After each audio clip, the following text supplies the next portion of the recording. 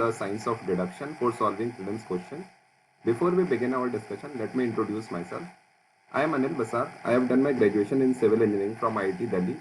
I passed out in 2018. I have given 3 attempts in UPSC Civil Services examination, and that is in 2018, 2019, and 2020. Based on my 2019 attempt, I got an AIR of 616, and based on this, I got into the Indian Revenue Service Income Tax, that is IRSIT. And in my 2020 attempt, I am appearing for the interview. So let's begin our discussion. Before we begin our discussion, let me give you some disclaimers. The techniques which I am mentioning or which we will learn are no substitute to the hard work or the smart work or the basic understanding which is needed to clear the exam. However, these techniques are helpful to solve around 4 to 5 questions, which will fetch you around 8 to 10 marks more. And at the end, these 8 to 10 marks are going to decide whether you will make it or break it. So if you interact with serious candidates, they will tell you that they couldn't clear the cutoff by say 5 or 6 marks or maybe 8 marks. Some couldn't clear the cutoff by 2 or 3 marks. So in the end, if you know these techniques, then you can increase your score by around 8 to 10 marks. So let's learn some of these techniques. So first one, we will learn about the presence of mind. So there are some questions which could be solved by presence of mind. Before I proceed with my discussion, I will advise you. So whenever I show you some question on your screen, please pause the video and try to solve it on your own. Then only see the answer. So let's begin the discussion. So here is a question from 2020 prelims paper, and you can read the question by pausing the video. So if you see the question, they were asking about a book called Desher Katha, written by Sakharam Ganesh Dioshkar, and they have given you 3 statements, and based upon this you have to choose the correct answer. But if you see this question, you will realize that this book is not mentioned in any of the standard sources which we follow, like the Spectrum or say Bipin Chandra, etc. But without having much knowledge about this book, we can still solve this question. So if you look at the statement number 3, the word it says the use of Desh by Dioshkar was in the specific context of the region of Bengal. So if you go by your intuition, you will realize that this statement should be wrong, because if the meaning of the word Desh had some specific context, or if it was related to Bengal, then this book wouldn't have been so much important that UPSC had to ask a question in the civil services examination. So the word Desh should have some broader meaning. So that is why this statement should be wrong, right?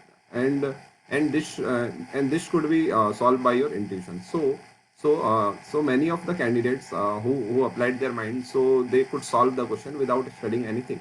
So they crossed out that statement number 3 and got the right answer as A. Okay. So let's move to the next question. Again, this question was asked in the prelims paper 2020, and you can read the question by pausing the video, and I will give you the solution.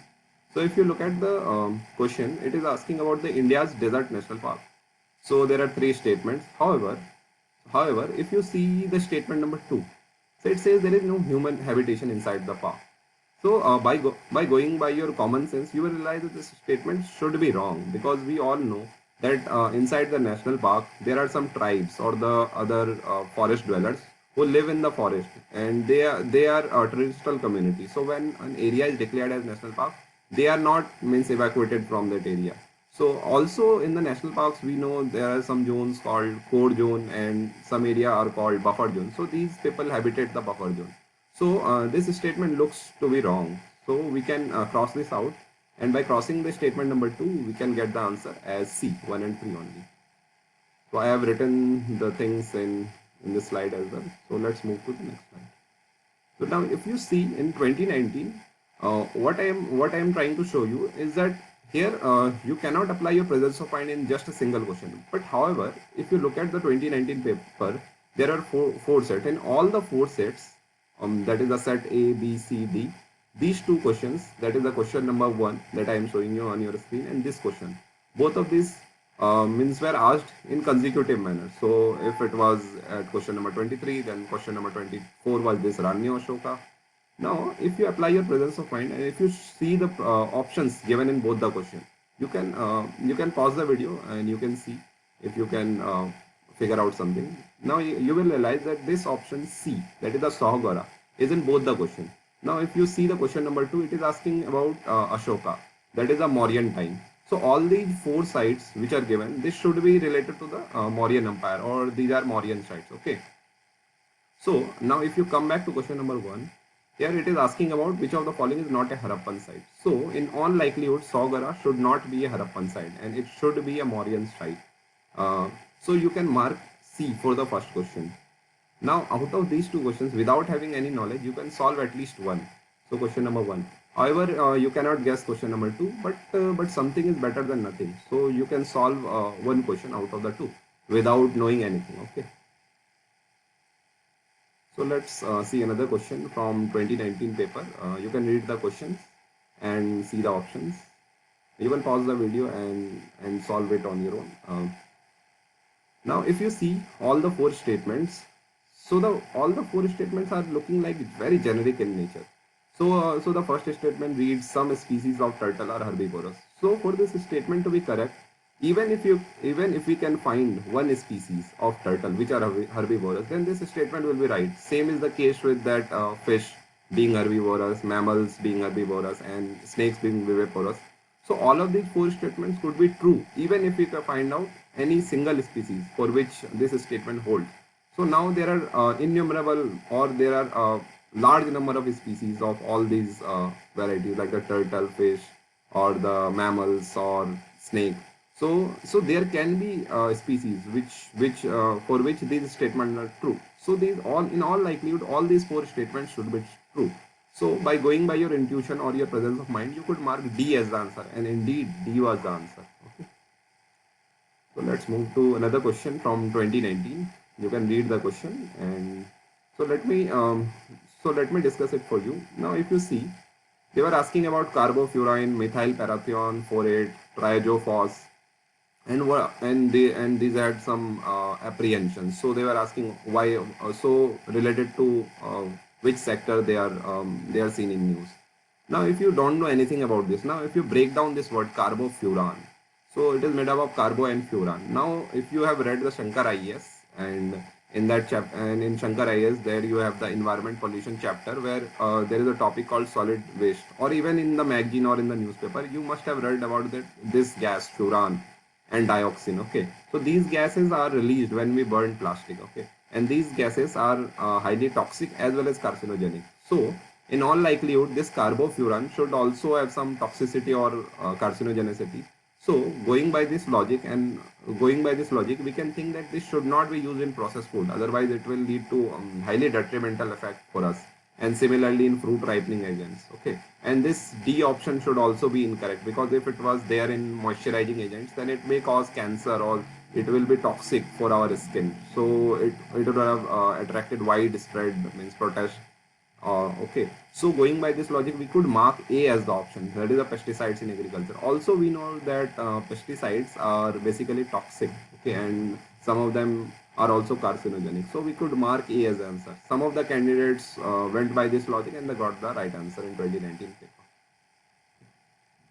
So let's move to another question from 2018, and it was asking about the IRNSS, that is the Indian Regional Navigation Satellite System. You can read the statements and the option and check if you are getting the right answer or not. Now, if you look at this statement number 2, IRNSS covers entire India and about 5,500 square kilometer beyond its border. Okay. Now, if you apply some common sense, then you will realize that this IRNSS was talked about like it will be replacing the GPS which we are currently using. So if it will be replacing the GPSs, and also we know that this regional navigation satellite system, these are generally these generally cover a particular country and some area beyond its border. Okay. So now if now IRNSS is going to replace, or it will be a supplement to the GPS, so it should cover India and some area beyond its border. Okay. Now it says it covers India. That's fine.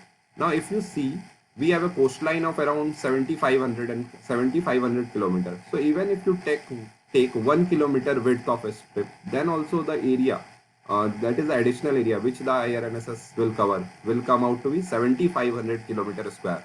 and it will be more than 7,500 kilometers square, because I have not covered the land boundary which we have. So in all likelihood, this data should be wrong. So we can cross out this statement. IRNSS covers around entire India and about 5,500 square kilometer beyond its border. So this statement is wrong. And now if you come to statement number 1, IRNSS has 3 satellites in geostationary and 4 satellites in geosynchronous. This statement is right, and you can guess this because if you have read the newspaper, or if you have followed standard magazines or any other compilation which you are following for science and tech portion, you would have known that this statement is correct. So based upon this, we could get the right answer as A. Okay, many candidates solve this by going by this logic. Okay.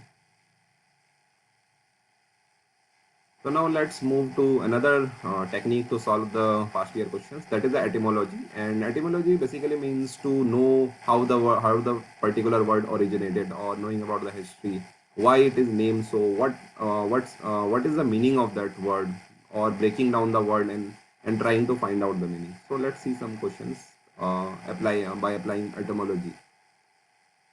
So here is a question from 2020 paper. It asked about this interest coverage ratio. Okay, and it gave you 3 statements and you have to select the correct options. Now, if you see this interest coverage ratio term, some of you might not have heard about it, interest coverage ratio, but I am pretty sure if you are studying seriously for the exam, you must have heard about this term called liquidity coverage ratio, that is LCR, which is often mentioned in Basel III norms. Okay, so if you know that this liquidity coverage ratio gives us an idea, means how much risk a bank is facing to deal with a financial risk. And also, higher the liquidity coverage ratio, better is the chance a bank will have to absorb financial risk. Okay, so going by this logic, interest coverage ratio. So going by this logic, we can realize that higher the interest coverage ratio, better is the position of a firm. So this statement number 3, the higher a borrowing firm's level of interest coverage ratio, the worse is its ability to service its debt. It looks a wrong statement. I think you should realize that this should be a good condition for the firm. So this should be wrong. Now if we cross out this statement 3, we are left with A and B. Now by going by the logic of liquidity coverage ratio, this statement looks right. It helps in understanding the present risk of a firm that a bank is going to give loan to, similar to the logic of liquidity coverage ratio. So we can mark statement number 1 as correct. So by going by this, and we get the right answer as A. I have written down the explanation here. You can see it for yourself. Let's move to another question. This question was asked in 2016 paper regarding the book regarding the Sunga dynasty. You can read the question. So it asked, which one of the following books of ancient India has the love story of the son of the founder of Sunga dynasty? So there were 4 options. But at first instant, it looks like it is really a difficult question. Okay, but however, if you try to break down the words, see this Malvika Agnimitra. If you break this down, it comes as Malvika and Agnimitra. Okay. Now, if you know that the founder of Sunga dynasty was Pushyamitra Sunga. Okay. So this Pushyamitra Sunga, and we have this Malvika Agnimitra and Malvika and Agnimitra. So you can think this like this way: Agnimitra could be the son of Pushyamitra. Okay. Mitra at the suffix. Okay, so going by this logic, we can guess the correct answer as Malvik Agnimitra. Okay, without knowing anything, just knowing that who was the founder of Sunga dynasty, that is Pushyamitra Sunga.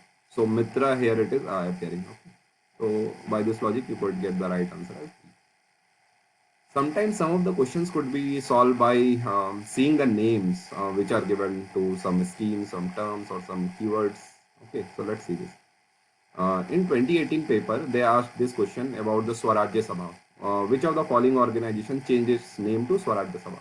Now, if you look at the 4 options were given. Okay.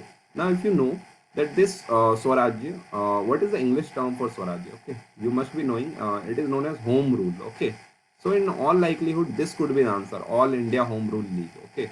So, in fact, this was also the right answer. Okay. Home Rule, and which corresponds to Swarajya in English. So, its answer was also A. Some of my friends even guessed this answer based on this logic. Even I got the right answer in the exam. Now let's see another question from 2016 paper, and it is asking about Greased Lightning program, Greased Lightning 10, recently seen in the news. Some of the candidates might not have heard about this at that time. But however, going by the option, if you see this grease lightning, okay, this grease lightning is an English term, okay. So if some country is developing some new technology, it is highly likely that they will use their own country's language. So what all countries it is mentioned? It is this Japan, this China, and this ISRO. Okay. So we all know ISRO's mission like Chandrayaan, Mangalyaan, or anything they will develop indigenously. They will name it some Indian name. Okay. Similarly for China, and similarly for Japan, maybe Hayabusa kind of name. Okay. But however, NASA, which is a space organization of USA, it is highly likely that NASA will name Greased Lightning 10 as its electric plane. Okay. So some people could get the right answer as A. I have written down the explanation here. Now let's move to another question from 2017 paper. It was asking about this M stripes, which is sometimes seen in the news, and they were given and they provided us with the four options. Okay. Now some people could solve this question without knowing anything about the M stripes. Just see this name, M stripes. This is the stripes. Now if you see all the four options and see this option, this tiger reserves. We all know that some animals with stripes are tiger, zebra, etc. So it is highly likely that it should be related with maintenance of tiger reserve, and indeed it was the right answer. Okay. So the naming that is done to some initiative, yeah, they have some logic. Okay. So stripes word probably was linked with tiger. That is because tiger also has stripes. Let's see another question from 2016. It was asking about the Khadai camel. Okay, many of us didn't heard about this Khadai camel. Okay, and they gave you the three statements and the options. Now, if you see this Khadai camel and break down this word Khadai, okay. Now, if you break down this word, you will realize this Khadai word must have been coming from that word Khara of Hindi. Khara means salty, okay, is salty. So it is highly likely that this camel should be capable of living in salty water. So it looks like this statement one should be correct. It is capable of swimming up to 3 kilometers in seawater. Also, this is not looking something extreme data, that is swimming up to 3 kilometers. It has not written something like 300 kilometers. So it could be correct. Now see this statement number 3. It lives in the wild and cannot be domesticated. It is highly means unlikely that this statement will be correct, because if it cannot be domesticated, then what is the point of asking this question in UPSC? The only reason that it could have been asked without being domesticated is that it had some ecological significance, which is highly unlikely. We know that humans are capable of domesticating the camels. Okay, so this statement should be wrong. If we cross out statement number 3, we directly arrive at the right answer as A. Okay. So, having discussed all these things, I would like to give you some insights regarding these techniques or regarding solving the prelims paper. That don't leave any question without reading the question completely and all the four options. It might happen that you can discover some techniques, or maybe you can use your presence of mind, or you can break down the word using etymology to arrive at the right answer. So, it would be better to read the entire question, read all the four options, and even after that you cannot means guess anything, then leave it. But it is not advisable to leave the question just reading the question and thinking that this is out of syllabus, I cannot solve this. Sometimes the question could be solved without knowing much about that topic. Okay, so I have shown you in the previous slides. Also, the techniques which I have mentioned or which I have shown to you, this should be practiced sufficiently through the prelims questions, that is the past questions, as well as in the mocks, before you try it in the real exam. Otherwise it may backfire. Okay, you may mark some of the questions as incorrect, you may get highly negative marks. Okay, so these techniques should be used with enough practice. Okay, so you can do this with the past year questions and in the mock. Okay, so discretion is advised from you. Okay, thank you very much for your attention and patience. Best of luck for your future endeavors.